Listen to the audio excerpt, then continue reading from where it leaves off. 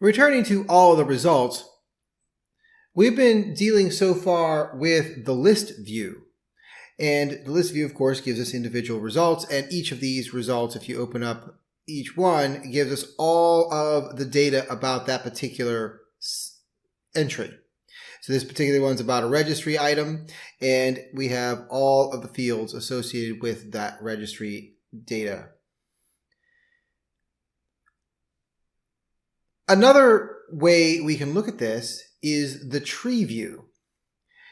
Now, if I simply come up to the upper right-hand side, there is a toggle between list view and tree view. And if I click on the tree view, it shows me nothing at the moment. The first thing I need to do is I need to select an endpoint. So I'm going to choose one of the endpoints that's available.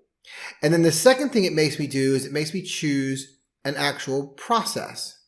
I can search for the processes if I so desire.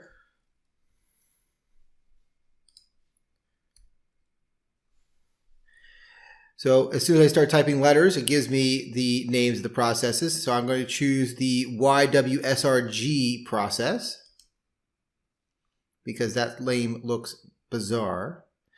And it will build for me a map starting with that process.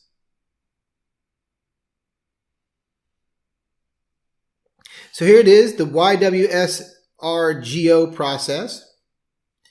And it's labeled in a red format because it knows that this is actually a malicious process. And these are the malicious activities that the process has already started. For those of you who actually have gone through the IR videos at this point, this will look fairly familiar to you.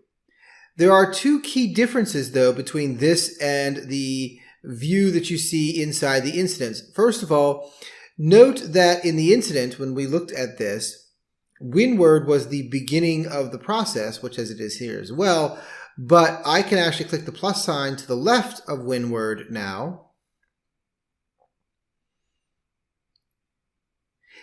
And as you can see, I can see how this interacts with all of the other processes that were running on the system at the time, including 7-zip and run DLL32 and some others, command prompts as well. All these were run from the explorer.exe process. And if you'll note, these processes are not considered malicious. I just happened to pick out the malicious one because I thought it was interesting, but there's nothing to stop you from investigating any process or any process tree that runs on a system, be it malicious or non-malicious. And therefore, you are free to investigate how processes interact with one another and how their individual storylines move forward. You might not be necessarily investigating malicious activity. You might be investigating how a process functions and why and what it's doing, with whom is it communicating, and other things like that, because there's an error in that process and you're trying to figure out what it is. So in that case, deep visibility actually goes beyond searching for threats and actually allows you to investigate and troubleshoot issues on your network. The other major thing is the listing at the bottom, where before it would give you simply the various bits and pieces of information in one single line. These now open up into their full detailed state where you can look at all of the information about what's happening on the system. Other than that, this is fairly the same. Do be aware that we are still hitting the 2,000 or 20,000 results max. So this would become one of those cases where because name exists brings back such an enormous amount of data, when I create this map, it may have differing results if I'm pulling back information that is not here, or I'm missing information for the map. There might be more processes that existed, but since we're only looking at 20,000 records, those processes may or may not be in the list. The list is limited to these 20,000 records, and therefore this map is limited to 20,000 records. If you wish to make sure that you have all of the information, you must first make sure that you have less than 20,000 results on your return story. There is an interesting way to go about getting into this without going through the whole choosing the machine, then choosing the process. Another way you can get to the same screen, and I would argue a slightly better way, because you don't have to go searching for the process or know that that process exists.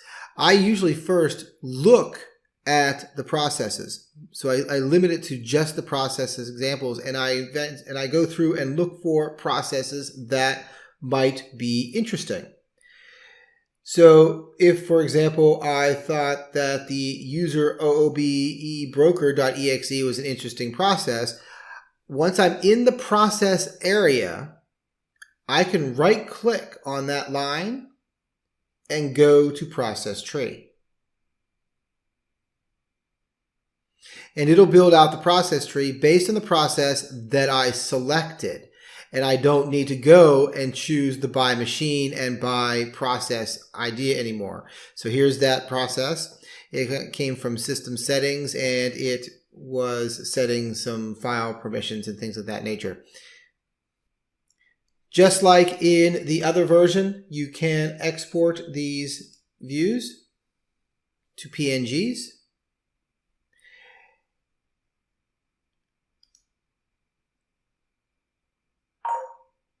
You can also copy the link